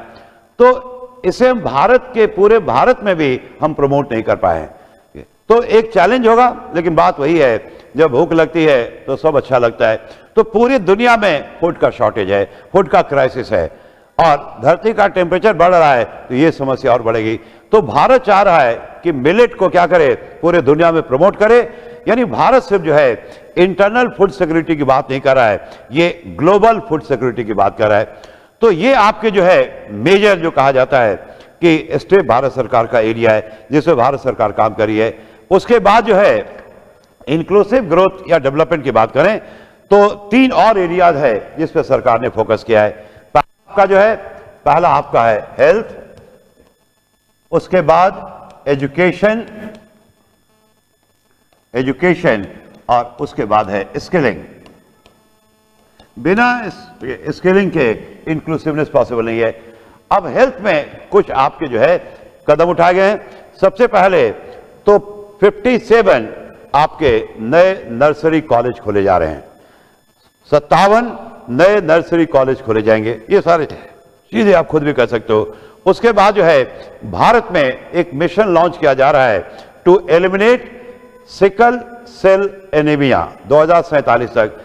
एनीमिया जो खून की कमी है, मैं बहुत कंफर्टेबल इसमें नहीं हूं, तो उसका जो है एक समस्या है खास करके महिलाओं में। अब ये 2047 में तक इसको खत्म करना है। तो ये एक मिशन है, ये ध्यान रखिए, ये एक बहुत बड़ा मिशन है। इसके लिए फूड भी एक बहुत बड़ा, यानी खाना, चिकित्सा, ये सारे उसके क्या हैं, टूल्स हैं। तो उसकी सरकार बात करी है। उसके बाद जो है मेडिकल रिसर्च को प्रमोट करने की बात की जा रही है। किसके थ्रू? तो ICMR, Indian council for medical research lab के थ्रू। उसके बाद जो है रिसर्च और इनोवेशन, यानी रिसर्च और नए नए चीजों को खोजना, खास करके फार्मास्यूटिकल जो है वो बहुत बड़े स्केल पे किया जाएगा। ये थोड़ा सा एरिया है। भारत के बारे में कहा जाता है कि दुनिया में सबसे ज्यादा दवाइयों का उत्पादन कहां होता है, तो भारत में होता है। लेकिन भारत में जो दवाइयां बनती है उसका जो रॉ मटेरियल है वो चाइना से आता है, जिसको आप API कहते हो। अब ये पुरानी सरकारों की बात है, आत्मनिर्भरता उनकी पॉलिसी थी नहीं, क्योंकि चाइना से सस्ता मिलेगा, इसलिए सिर्फ भारत की बात नहीं है, पूरी दुनिया का अप्रोच यही था कि चाइना जो है पूरे दुनिया का फैक्ट्री है, वहां पे मैन्युफैक्चरिंग का कॉस्ट कम है, तो क्यों हम खुद बनाएं, चाइना से कर दें। तो पूरी दुनिया की निर्भरता जो है चाइना को बढ़ती गई और उसी धार में भारत सरकार की पॉलिसी बह गई। तो भारत ने कभी भी पास्ट में आत्मनिर्भर बनने की कोशिश की। अब उसी चीज को हम जो है अपने कंट्री में प्रमोट करें, रिसर्च और इनोवेशन, और बिल्कुल हमें सफलता मिलेगी। तो इसके लिए बहुत सारे सेंटर्स ऑफ एक्सीलेंस खोले जा रहे हैं और जहां पे इन सब चीजों को प्रमोट किया जाएगा। उसके बाद जो है सरकार ने और भी बहुत सारे कदम उठाए हैं, खास करके जो ग्रामीण क्षेत्र हैं और खास करके पिछड़े क्षेत्र हैं। हेल्थ एजुकेशन की बात करें तो इस बार इस संदर्भ में जो बजट का डेटा है कि हेल्थ और इस पे एजुकेशन पे, तो सरकार का जो बजट का खर्चा है वो बहुत ही बढ़ा दिया गया है, यानी पहले की तुलना में ये बढ़ गया है। और हेल्थ सेक्टर पे और एजुकेशन सेक्टर पे GDP का एक बड़ा हिस्सा पहले की तुलना में क्या हो रहा है, तो उसके ऊपर खर्च किया जाएगा। तो ये एक स्वागत योग्य कदम है, क्योंकि यही 2 एरिया है जहां पे हमें काम करने की जरूरत है, हेल्थ और एजुकेशन। न सिर्फ हम बात करें क्वालिटी की, हमें बात करना है क्वांटिटी की, हमें बात करना किसकी, तो क्वालिटी की भी हमें बात करनी है। तो ये आपका 2 एरिया है। और स्किल डेवलपमेंट प्रोग्राम को क्या करना है, गवर्नमेंट को प्रमोट करना है। स्किल डेवलपमेंट अगर नहीं होगा तो फिर जो है आपकी प्रोडक्टिविटी नहीं बढ़ेगी। तो ये सारे आपके कुछ मेजर स्टेप्स हैं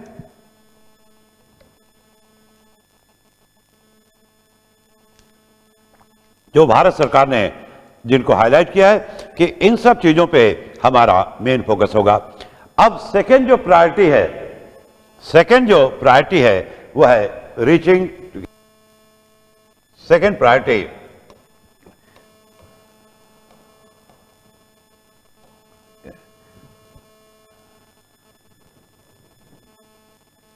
रीचिंग द लास्ट माइल। अब इसको लोग जो है फर्स्ट वाले से कंफ्यूज करते हैं, तो इसको लेटर में मैं समझा रहा हूं कि टुवर्ड्स मोर इंक्लूसिवनेस, उसी का एक्सटेंडेड पार्ट है इंक्लूसिवनेस। यानी इसमें जो है सरकार का, ठीक है, फोकस होगा खास करके उन लोगों पे जो बहुत ही ज्यादा एक्सक्लूडेड है, यानी those who are never remain an integral part of the inclusive growth policy of the government. अब इसमें देखोगे भारत सरकार ने क्या किया इस बार कि उन सारे एरियाज को, उन सारे लोगों को अपना फोकस, सेंटर ऑफ फोकस बनाया कि इनको जो है हम ज्यादा ही इंक्लूसिवनेस की बात करेंगे। और इसके लिए भारत सरकार ने पहले भी ministry of tribal affairs and department of development of north east region शुरुआत की थी।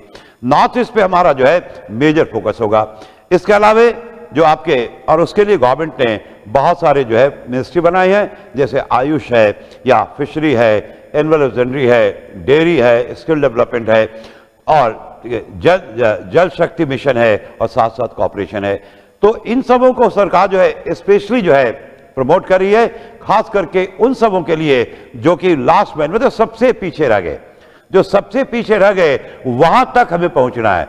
तो जो सबसे पीछे रह गए मतलब कि टुवर्ड्स मोर इंक्लूसिवनेस, ठीक है। कुछ लोग जो है जो बहुत पीछे नहीं थे तो दे आर इंक्लूडेड, लेकिन those who are on the last bench, तो हम उन तक पहुंचेंगे जो भारत के डेवलपमेंट और ग्रोथ का कभी हिस्सा रहे नहीं। तो इसलिए इसमें बैकवर्ड स्टेट्स को क्या किया गया है, ठीक है। इसी तरह से आप देखोगे एक प्रोग्राम लॉन्च हुआ है PVTG, प्रधानमंत्री ये particularly vulnerable tribal group, PVTG। इसको जो है आप इस बार पढ़ेंगे, हो सकता है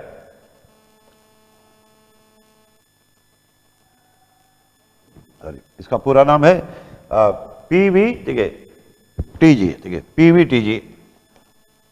पर्टिकुलरली वल्नरेबल ट्राइबल ग्रुप्स। नाम से पता चल रहा है यानी जो ट्राइबल ग्रुप्स हैं और वो बहुत ही ज्यादा क्या है, वल्नरेबल है, तो उनको हम लोग टारगेट करें। और इसके लिए जो है डिस्ट्रिक्ट लेवल पे काम हो रहा है, यानी हमारा अप्रोच जो है it has become more decentralise.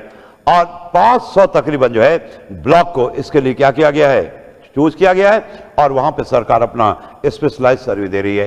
तो इनको टारगेट किया गया है। उसके बाद जो है उनके स्कूलिंग एजुकेशन के लिए एकलव्य मॉडल रेजिडेंशियल स्कूल जो है उसमें ज्यादा टीचर्स और आपके सपोर्टिंग स्टाफ का रिक्रूटमेंट भी होगा, so that these people can be provided better opportunity.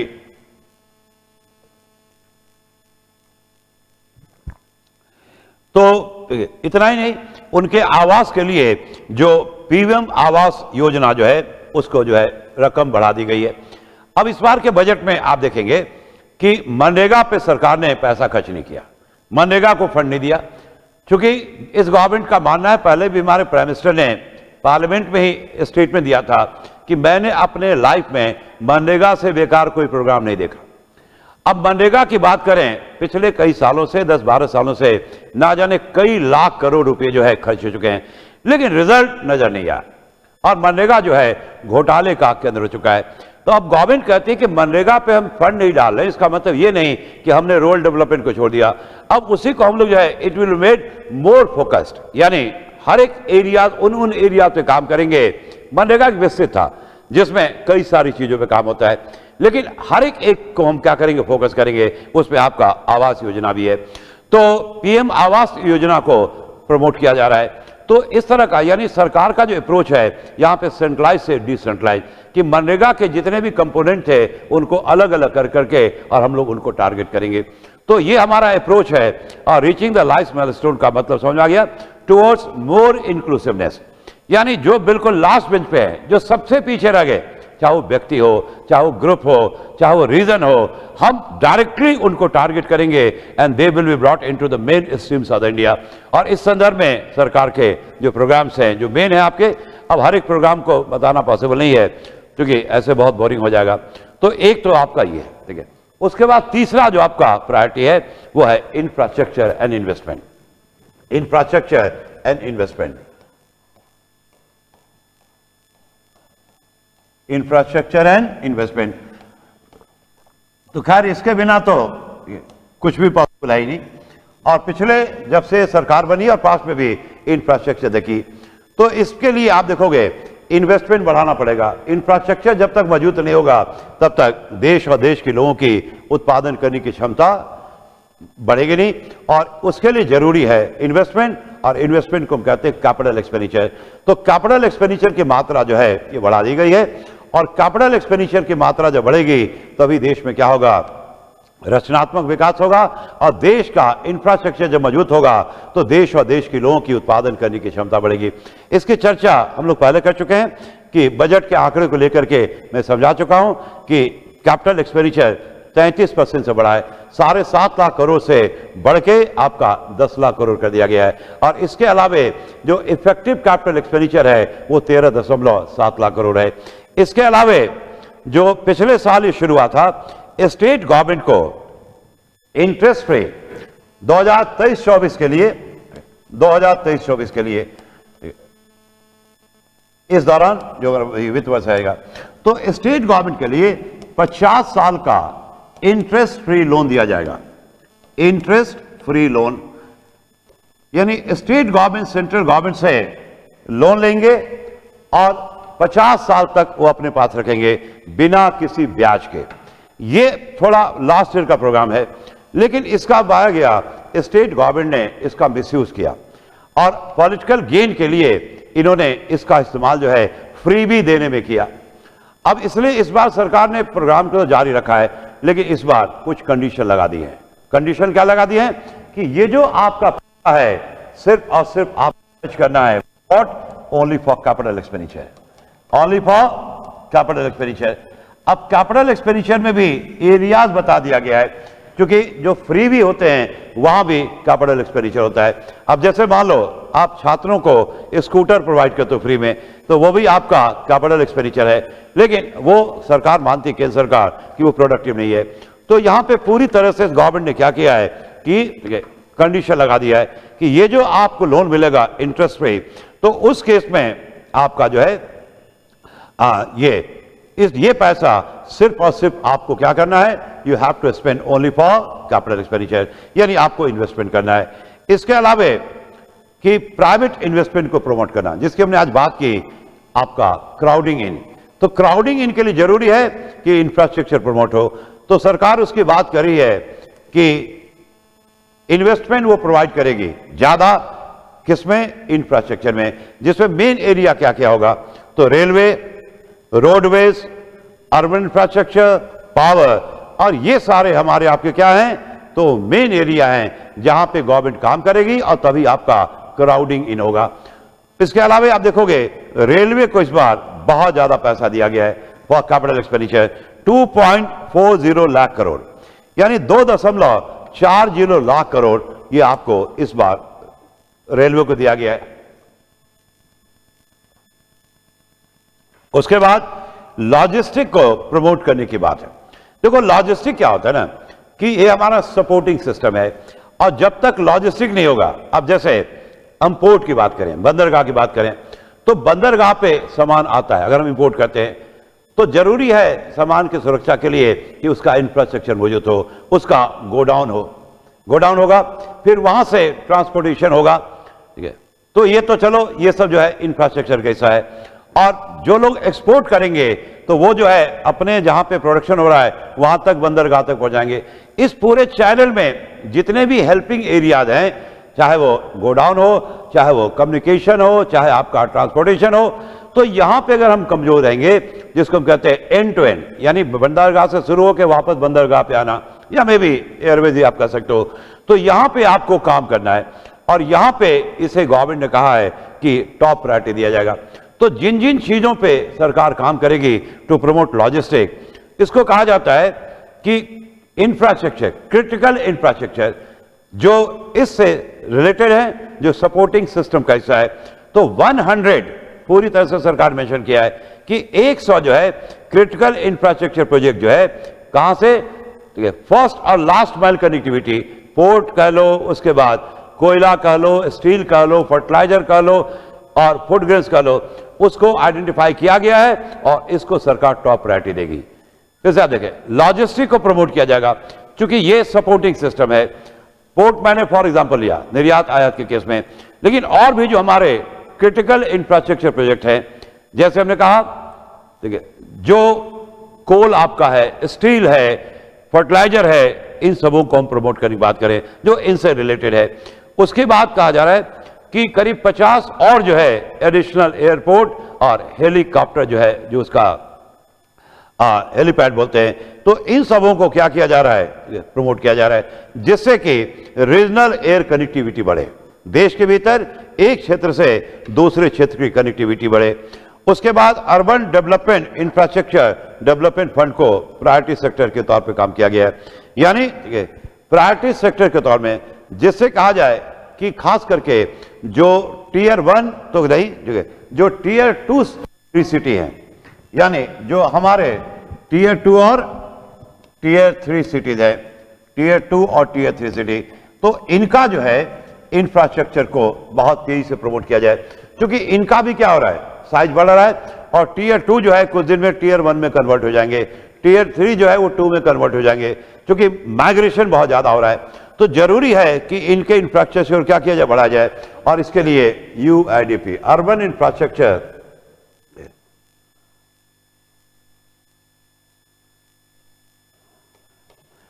UIDF, यानी अर्बन इंफ्रास्ट्रक्चर डेवलपमेंट फंड की सरकार बात करी है।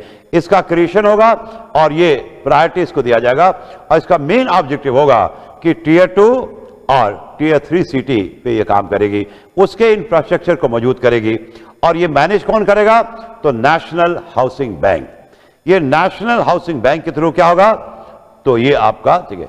और एक बड़ा अच्छा डिसीजन कि जो अर्बन ये और शहरी क्षेत्र में जो सैनिटेशन सिस्टम है ना, वो आज भी पुराना है, बिल्कुल आउटडेटेड है और बहुत ही रिस्की है, खास करके जो लोग उसमें काम करते हैं। आपने देखा होगा लोग क्या करते हैं, गटर में कूद करके जो है और वहां से गंदगी निकालते हैं। तो इसको जो है पूरी तरह से 100% जो है इसको मैकेनाइज किया जाएगा, यानी मशीन की सहायता से इसको क्या किया जाएगा, ये किया जाएगा। उसके बाद जो है चौथा हमारा प्रायोरिटी है, वो देखो क्या है, चौथा प्रायोरिटी है अनलीजिंग द पोटेंशियल। अब इसका मतलब जो है बहुत लोग नहीं समझ पाए, अनलीजिंग द पोटेंशियल का मतलब क्या है, तो जरा हम लोग देखें।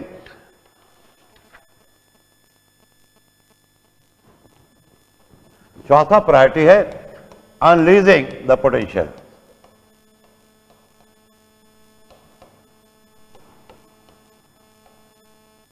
पोटेंशियल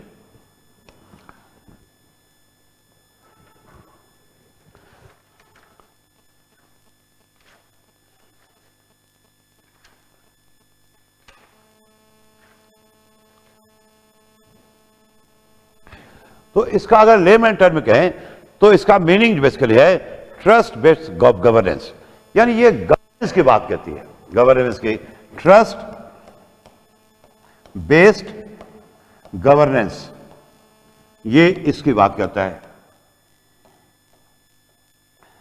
क्योंकि गवर्नमेंट का रोल जो है ये बहुत ही अहम है, बहुत ही अहम है। और यहां पे गवर्नमेंट जो है कि अपने तरफ से बहुत सारे नई चीजों को लेके आ रही है। अब वो आपको एक तरह से कहा जाए कि कंट्री में जो भी आपके हर्डल्स हैं, जो भी बाधाएं हैं, दूर करने के लिए सरकार जो है फ्रंट से लीड करेगी। अब जैसे इसमें उदाहरण आपने देखा होगा कि अब जैसे भारत सरकार बात करती है किसकी, तो लैब ग्रोथ डायमंड की, लैब ग्रोथ डायमंड की। अब लैब ग्रोथ डायमंड क्या है? इस पहला लैब ग्रोथ डायमंड,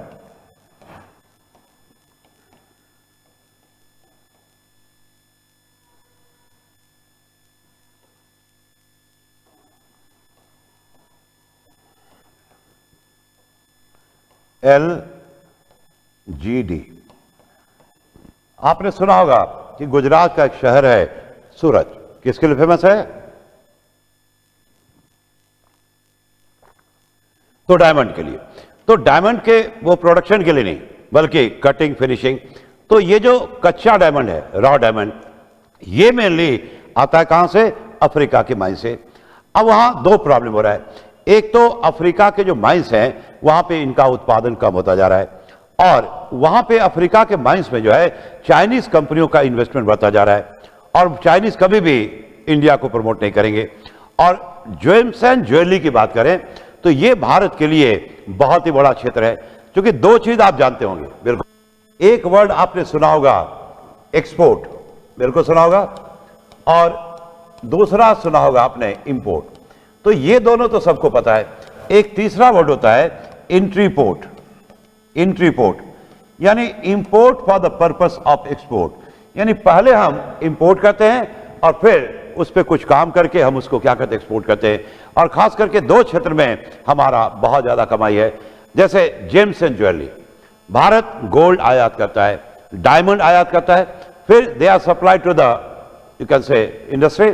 वहां पे इसको हम लोग गोल्ड को ज्वेलरी में कन्वर्ट करते हैं, कच्चे डायमंड को पॉलिश करते हैं, कटिंग करते हैं, और फिर जो है एक हिस्सा डोमेस्टिक मार्केट में सप्लाई होता है और बाकी एक्सपोर्ट होता है, यानी import for the purpose of export. और इससे भारत की बहुत कमाई है।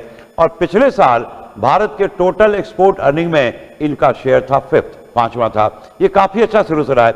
एक और एरिया है वह है आपका ऑयल प्रोडक्ट। तो अब समस्या क्या है कि कटिंग फिनिशिंग हम जब बाद में करेंगे, पहले तो हमें रॉ चाहिए। अब ये रॉ डायमंड का सप्लाई कम हो रहा है, तो इसके लिए भारत में क्या हुआ है कि लैब डायमंड ग्रोथ, यानी कि लैबोरेटरी में जो है ये ग्रोथ इसका डेवलप किया गया। और गवर्नमेंट का कहना है कि इसकी जो क्वालिटी है, जो लैब में जो डायमंड का ग्रोथ हुआ है, इसकी क्वालिटी बिल्कुल क्या है? बिल्कुल जो है एज नेचुरल डायमंड, यानी इसमें जो केमिकली कहोगे वो सारे प्रॉपर्टी हैं, वो सारे गुण हैं जो कि नेचुरल डायमंड पाया जाता है। इससे क्या होगा कि भारत का जो एक तो आयात कम होगा और निर्यात को कोई असर नहीं पड़ेगा। तो एक तरह से ये भी आपका है। तो एक तो आपका यहां पे तो गवर्नमेंट इस चीज को प्रमोट करी है। उसके बाद जो है भारत को कहा जाए तो आर्टिफिशियल इंटेलिजेंस में भारत को लीडर बनाने की बात की जा रही है। आर्टिफिशियल इंटेलिजेंस को इंडिया में प्रमोट किया जाए, और उसके लिए 3 जो है स्पेशलाइज जो है सेंटर की स्थापना की जा रही है।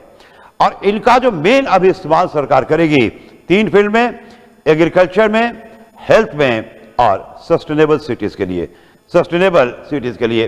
तो आर्टिफिशियल इंटेलिजेंस को सरकार प्रमोट करने के लिए 3 बड़े बड़े सेंटर बना रही है। ये सेंटर कहां बनाएगी तो अभी सरकार ने अभी इसे क्लियर नहीं किया है। उसके बाद जो है जो कहा जाता है डाटा गवर्नेंस पॉलिसी, तो आप देखोगे सब कुछ कंप्यूटराइज है, तो डाटा सिस्टम जो है उसका स्टोरेज है, उसकी सेफ्टी जो है वो बहुत जरूरी है। तो इस पे सरकार जो है काम करेगी, और उसका ऑब्जेक्टिव क्या होगा कि access to data for reach, ठीक है, by the startups, by the academia, यानी जिनको भी हमारा डाटा सिस्टम इतना मौजूद हो ना। अभी आप क्या करते हो, तो अभी आपको कोई चीज चाहिए गूगल पे जाते हो, ठीक है, वहां से आपको क्या मिलता है? डिफरेंट टाइप्स ऑफ डाटा मिलता है। तो गवर्नमेंट अपना जो डाटा बेस है उसको मजबूत करने जा रही है, जिसका इस्तेमाल वो हर एक लोग कर पाएंगे, चाहे जो बिजनेस कर रहे हैं, चाहे जो एकेडमिशियन है, चाहे वो एक्स हो वाई जेड हो, और सबको जो है ऑथेंटिक डेटा जो है वो गवर्नमेंट क्या करके प्रोवाइड करेगी, उस पर काम हो रहा है। उसके बाद जो है एक वर्ड आपने देखा होगा, विवाद से विश्वास। ये क्या हुआ ना कि कुछ विवाद हुआ था सरकार की, खास करके जो एमएसएमई को लेके हुआ था।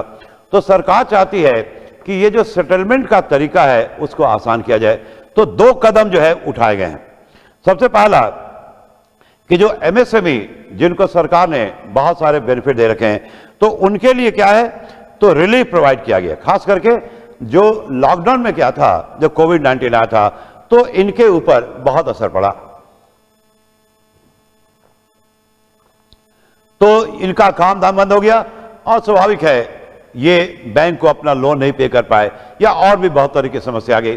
तो ये सरकार से उम्मीद कर रहे थे कि ये सरकार उनको रिलीफ देगी, खास करके उन लोगों को जिनको कोविड-19 से बहुत ज्यादा फर्क पड़ा। लेकिन पिछले साल का बजट देखें तो सीतारमण जी ने उनको कोई बेनिफिट नहीं दिया, कंप्लीटली देवर। तो इसमें पहला स्टेप सरकार ने उठाया है कि जो इनको खास करके रिलीफ दिया जाएगा, एमएसएमई को खास करके affected during the Covid period. और दूसरा जो है कि कहा जाता है कि इनका जो डिस्प्यूट है उसको फास्टली जो है सेटल किया जाए। यानी इनका जो डिस्प्यूट है, आपको तो पता ही है कि भारत का लीगल सिस्टम जो है वो कितना सुस्त है।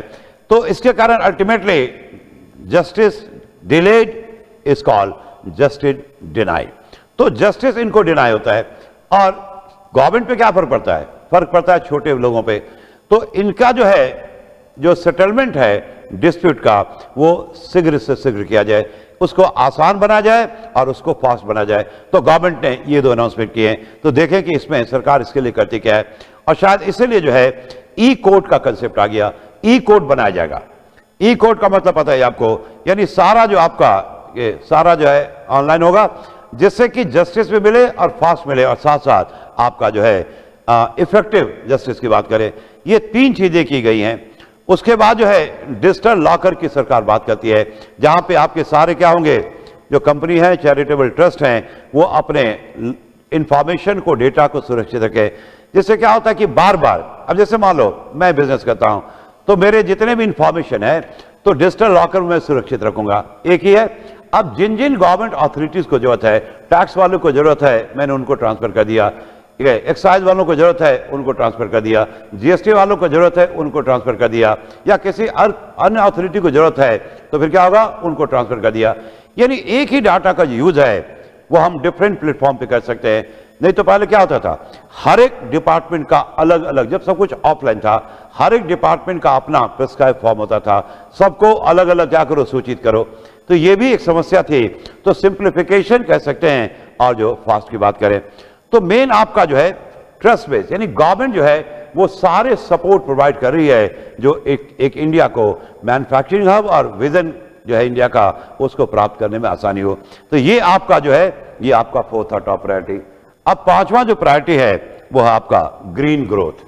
ग्रीन ग्रोथ फिफ्थ प्रायोरिटी है आपका ग्रीन ग्रोथ।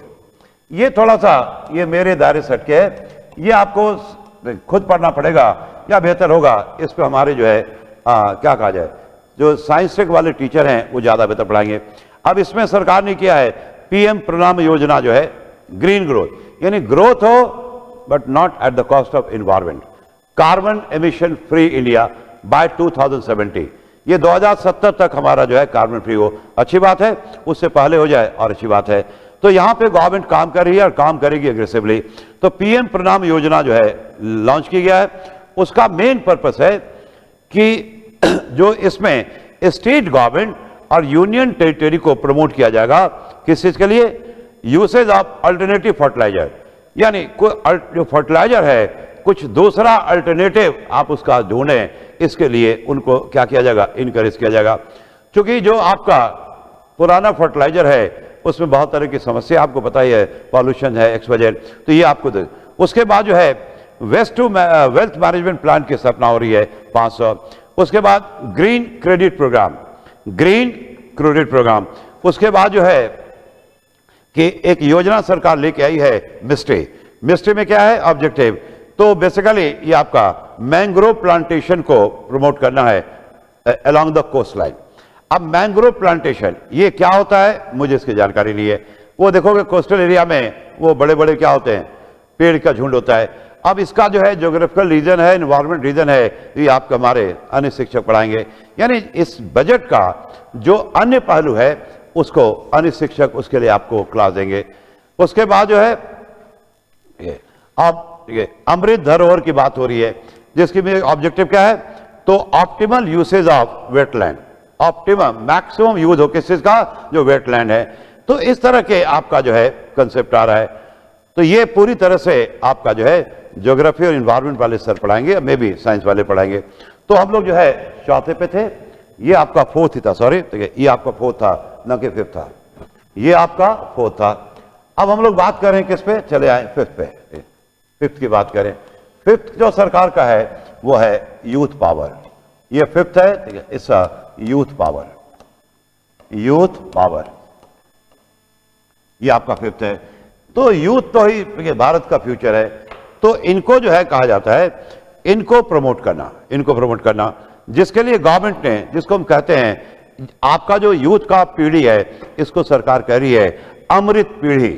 यानी भारत का जो भी यूथ है वो अमृत पीढ़ी के लिए या अमृत काल में कहा जाए तो भारत के लिए सबसे बड़ा हथियार है, क्योंकि भारत का जो बोझ है वो भारत के यूथ के ऊपर है।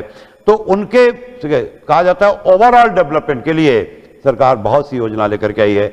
जैसे आपने सुना होगा PMKY, ठीक है, आपका PMKVY फोर्थ आपका, जिसमें क्या है, नए नए एरियाज को कवर किया जा रहा है, जिसमें कोडिंग, जिसमें आर्टिफिशियल इंटेलिजेंस, जिसमें रोबोटिक और 3D printing etcetera. 3D printing ये वही बात हो गई जो अमृतकाल का विजन है, उसके टूल हैं, उसके टूल हैं। यानी कोडिंग को प्रमोट किया जा रहा है। आई होप कि कोडिंग ऑलरेडी इंडिया में काफी अच्छा प्रमोटेड है। उसके बाद जो है आर्टिफिशियल इंटेलिजेंस, फिर आपका रोबोटिक है, 3D, और इन सबों की पढ़ाई तो अब इंडिया में बहुत ही आम हो गई है, इसी को बोझ दिया जाएगा। उसके बाद जो है टूरिज्म को प्रमोट करने की बात हो रही है।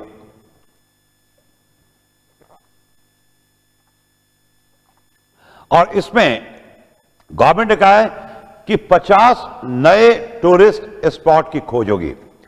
50 न्यू टूरिज्म जो कहा जाता है सेक्टर का हम लोग क्या करेंगे, डेस्टिनेशन हम लोग क्या करेंगे, प्रमोट करेंगे। It will be big achievement. तो उसके लिए जितने भी चीजें रिक्वायर्ड हैं उनको प्रमोट किया जाएगा। Infrastructure, law and order, hotel, other services, और यहाँ पे डोमेस्टिक और फॉरेन दोनों टूरिस्ट को क्या होगा, प्रमोशन होगा। और इससे भारत के युवाओं के लिए बड़े मात्रा में रोजगार का क्या होगा, अवसर मिलेगा। इसके अलावा स्टेट गवर्नमेंट को कहा गया है कि आप जो है यूनिटी मॉल को प्रमोट करें। यूनिटी मॉल क्या है, मॉल तो आप घूमने जाते होंगे, ये या तो स्टेट कैपिटल में होगा या स्टेट का वो शहर जहां जो टूरिज्म के लिए जाना आता है, तो वहां पे क्या होगा कि अपने आप को स्टेट को प्रमोट करना है। आत्मनिर्भर भारत के तहत भारत सरकार 1 डिस्ट्रिक्ट 1 प्रोडक्ट पे काम कर रही है। तो एक तरह का मॉल होगा जिसमें आपके क्षेत्र के प्रोडक्ट को प्रमोशन होगा, जो GI टैग वाले हैं उनका जो प्रदर्शन होगा, और साथ साथ हैंडीक्राफ्ट या जो आपके लोकल जो कहा जाता है, जो कि टूरिस्ट के लिए एक अट्रैक्शन हो।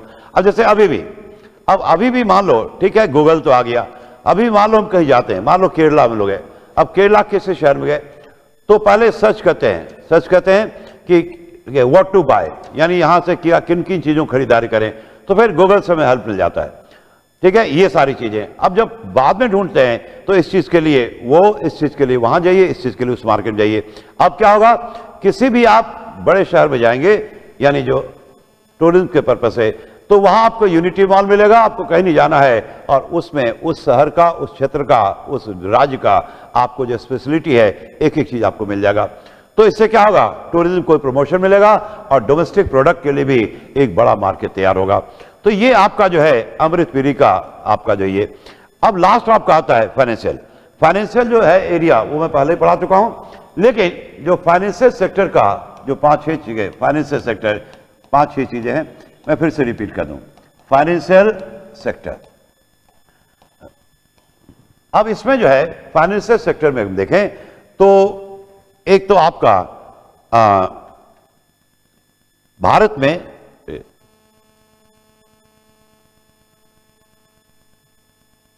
ये मैं कल डिस्कस कर चुका हूं, लेकिन फिर भी कुछ चीजें और हैं जो इसमें बची हुई हैं। तो जो बजट का साइज क्या है, कैपिटल एक्सपेंडिचर कितना होगा, रेवेन्यू कितना होगा, तो वो छोड़ दो। जो हमारे 5 फिस्कली मेजर चेंजेस हुए हैं, खास करके इनकम टैक्स में, उसको मैं बता रहा हूं, बाकी मैं बता चुका हूं। सबसे पहला तो रिबेट जो है वो 5 लाख से बढ़ा करके 7 लाख कर दिया गया है। रिबेट जो है 5 से बढ़ा करके, रिबेट 5 से बढ़ा करके 7 लाख कर दिया गया है। Rebate increase from 5 lakh to 7 lakh. यानी अगर आपका सालाना आय 7 लाख रुपया तक है तो आपको कोई भी टैक्स नहीं देना पड़ेगा। पहले ये लिमिट 5 लाख तक था, तो 2 लाख बढ़ा दिया गया है। तो जो लो इनकम ग्रुप के लोग हैं उनको रिबेट मिलेगा। अब अगर आपका इनकम 7 लाख से ज्यादा है तो फिर आपको रिबेट नहीं मिलेगा। इसके बाद इनकम टैक्स में जो स्लैब था वो पहले आपका 6 था और स्लैब को अब घटा करके 5 कर दिया है। तो जो आपने पढ़ा होगा, स्लैब को घटा करके 5 कर दिया है। अब ये जो स्लैब है आपने देखा होगा 0 to 3 लाख ये नील है, इसको कहते हैं एग्जेम्पशन लिमिट। उसके बाद 3 to 6 लाख इस पे आपका जो टैक्स का रेट है वो 5% है। उसके बाद 6 to 9 लाख उस पे आपका जो रेट है वो है 10%। फिर आपका 9 to 12 इस पे आपका रेट जो है वो है 15%। उसके बाद जो है 12 to 15 लाख उस पे जो रेट है वो आपका कितना है 20%। और 15 लाख से जो ऊपर होगा एबव ₹15 लाख तो उस पे जो रेट है वो आपका फ्लैट 30% है। तो नए टैक्स सिस्टम में ये आपके 5 ही स्लैब हैं। पुराने में कितना था? तो पुराना जो है उसमें 6 थे, तो वो मैं नहीं लिख रहा हूं। लेकिन अब ये जो है इनकम टैक्स के बारे में सरकार कहती है कि बाय डिफॉल्ट यही रहेगा। यानी अगर आप चाहें तो पुराने स्लैब को, यानी जो लास्ट ईयर आया था, आप उसको फॉलो कर सकते हैं, लेकिन बाय डिफॉल्ट ये अप्लाई होगा। अगर आपको लगता है कि पुराने टैक्स सिस्टम में आपको टैक्स बेनिफिट ज्यादा होगा तो बिल्कुल आप उस पर जा सकते हैं, ठीक है, कोई दिक्कत नहीं है। तो आप किस पे जाए, ये कॉमन क्वेश्चन आता है। तो ये सिंपली कैलकुलेशन पर डिपेंड करता है कि आपका इनकम कितना है, आपके इन्वेस्टमेंट कितने हैं, ये एक अलग चीज है। उसके बाद जो है स्टैंडर्ड डिडक्शन, स्टैंडर्ड डिडक्शन है वो अभी कंटिन्यू रहेगा। ये स्टैंडर्ड डिडक्शन है क्या? तीसरा स्टैंडर्ड डिडक्शन जो है ये एक तरह का 50,000 रुपए का अतिरिक्त छूट है, 50,000 रुपीज स्टैंडर्ड डिडक्शन। ये पहले भी था, इसको बढ़ा दिया गया है। अब स्टैंडर्ड डिडक्शन जो है सिर्फ 2 ही तरह के लोगों को मिलता है। एक अलग से छूट जो सैलरीड पीपल हैं और या जिनको पेंशन मिलता है, सिर्फ इन्हीं दोनों को क्या कहा जाए, स्टैंडर्ड डिडक्शन मिलता है। अब जैसे ऐसे समझो, मान लो आपका, अभी हमने रिबेट पढ़ा, आपका इनकम जो है 7.5 लाख रुपया है, तो आप कहोगे सर रिबेट नहीं मिलेगा। मिलेगा, क्योंकि आप नौकरी में हैं तो आपको 50,000 का स्टैंडर्ड डिडक्शन मिल जाएगा। तो वो जब घट जाएगा तो फिर आपका इनकम कितना हो गया? तो 7 लाख, तो आपको रिबेट मिल जाएगा। तो स्टैंडर्ड डिडक्शन एक तरह का अतिरिक्त छूट है। सिर्फ किसको दिया गया है? तो ये दिया गया है सिर्फ और सिर्फ उन लोगों को जिनका जो नौकरी में है, सैलरीड पीपल या पेंशनर, यानी जिनको पेंशन मिलता है। उसके बाद जो है सरचार्ज की दर। भारत में क्या होता था कि जैसे जैसे इनकम बढ़ता था तो सरचार्ज का रेट भी बढ़ता था। सरचार्ज का हिंदी है अधिभार, यानी अधिक भार डालो टैक्स का। किसके ऊपर? तो जिसकी कमाई ज्यादा है। तो सरचार्ज जो है वो टैक्स का टैक्स है। अब जैसे मान लो पहले क्या था कि अगर आपका पुराना, यानी ओल्ड, पुराना क्या था कि अगर आपका इनकम, टोटल इनकम 50 लाख से 1 करोड़ के बीच में था तो सरचार्ज का रेट था 10%। 10% सरचार्ज। इसका मतलब कि आपके ऊपर जितना टैक्स आया है उसका 10% और आप दीजिए। अगर मान लो आपके ऊपर टैक्स 10 लाख रुपया है तो 10% यानी 1 लाख रुपया और दीजिए सरचार्ज।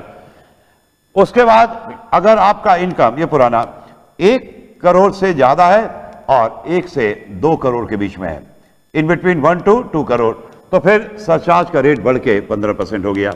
15% हो गया। अगर आपका इनकम 2 करोड़ से 5 करोड़ के बीच में है तो फिर जो है ये आपका सरचार्ज का रेट था 25%। और जितने भी आपके इनकम 5 करोड़ थे तो उस पे आपका सरचार्ज का रेट था 37%। यानी इनकम बढ़ने के साथ साथ सरचार्ज का रेट भी क्या हो गया? बढ़ गया। तो इस बार सरकार ने क्या किया है, देखो नए में क्या किया है। नए में क्या किया है तो थोड़ा सा चेंज हुआ है। मैं हम लोग इसको हटा दें, यानी अब मैं लिखूं न्यू।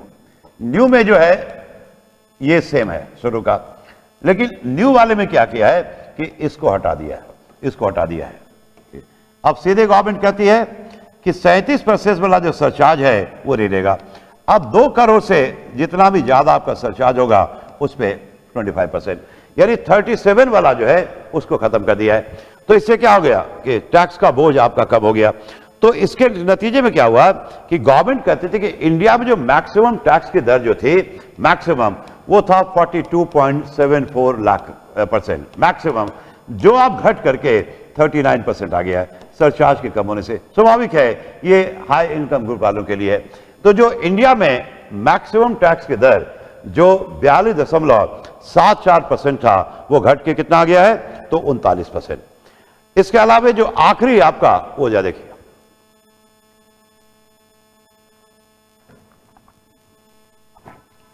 नॉन गवर्नमेंट एम्प्लॉयज के लिए पांचवा है, नॉन गवर्नमेंट एम्प्लॉयज के लिए, गवर्नमेंट एम्प्लॉयज के लिए जो लीव इनकैशमेंट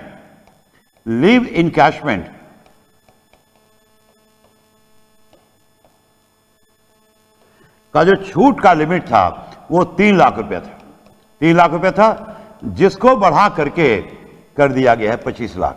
और 25 लाख सिर्फ सरकारी लोगों के लिए था और सिर्फ नॉन गवर्नमेंट एम्प्लॉय के लिए 3 लाख था। बहुत भेदभाव था, इसको बढ़ा करके 25 लाख कर दिया। अब ये होता क्या है लीव इनकैशमेंट? अब किसी भी कंपनी में आप दफ्तर में काम करोगे तो 3 तरह का छुट्टी होता है। एक होता है कैजुअल लीव। कैजुअल लीव जो है ये महीने साल का जो है कि कहीं 8 है, कहीं 10 है, कहीं 12 है, कहीं 15 है। ये मिलता है आपको किस लिए? तो कोई पर्सनल काम हो तो आप छुट्टी ले लें। अब मान लो आपकी कंपनी ने आपको साल में 10 दिन का कैजुअल लीव दिया और ये चलता है 1 जनवरी से 31 दिसंबर। अब दिसंबर खत्म हो गया लेकिन आपने पूरा छुट्टी क्या किया? अवेल नहीं किया।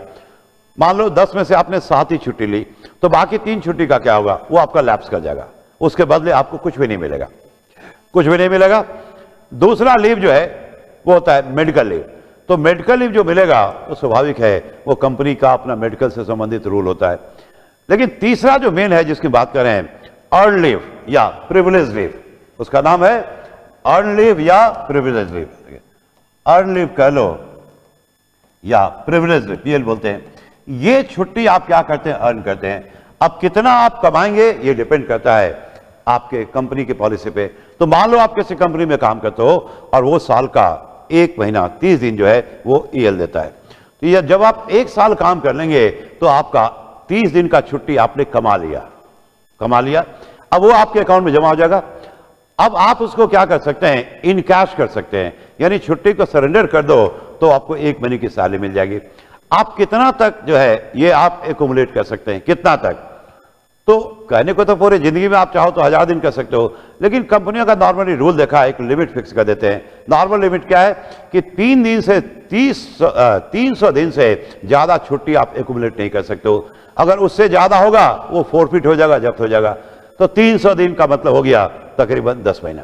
तो लोग क्या करते हैं? इस छुट्टी को बचा के रखते हैं और सरेंडर करते हैं कब? जब रिटायर करते हैं, क्योंकि उस वक्त सैलरी क्या होती है? सबसे अधिक होती है, तो आपको उस वक्त अच्छा खासा पैसा मिलता है, तो मोटा पैसा मिलता है, तो उसी पे जो है टैक्स लगता था।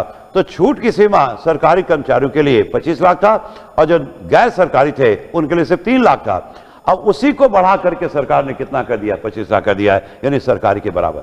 यानी ये सब जो टैक्स में सरकार ने छूट दिया है, इसके कारण सरकार कहना है कि टैक्स फॉरगॉन, यानी टैक्स के रूप में सरकार का जो पैसा गया, जो आ सकता था लेकिन नहीं आया, तो ये तकरीबन 35,000 करोड़ रुपया, यानी जो जितने भी छूट दिए गए हैं, चाहे डायरेक्ट टैक्स में हो, इनडायरेक्ट टैक्स में हो, उसके कारण सरकार को टैक्स जो फॉरगॉन मतलब लॉस हुआ वो इतना हुआ। इसे हम लोग कहते हैं टैक्स एक्सपेंडिचर।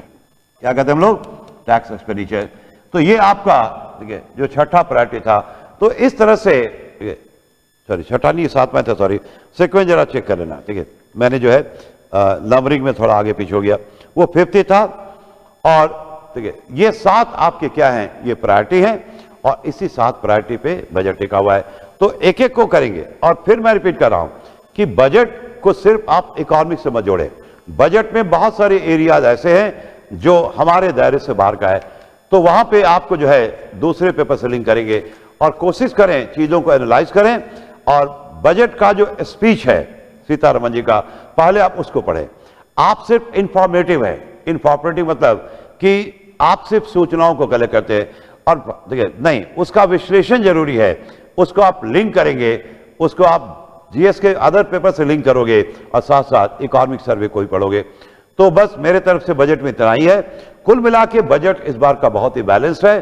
और उन सब क्षेत्रों को प्रायोरिटी दी गई है जो भारत के इंक्लूसिव डेवलपमेंट के लिए जरूरी है और जो भारत का जो सपना है टू बिकम द विश्व गुरु, उसको प्राप्त करने में हमें मदद मिलेगी। और देयर इज नो डाउट कि भारत 2047 तक एक विकसित देश बनेगा, लेकिन इसके लिए जरूरी है कि आप युवा, जिसकी बात सरकार ने की भी है कि youth power will have to show their power. ठीक है, thanks a lot class watch करने के लिए।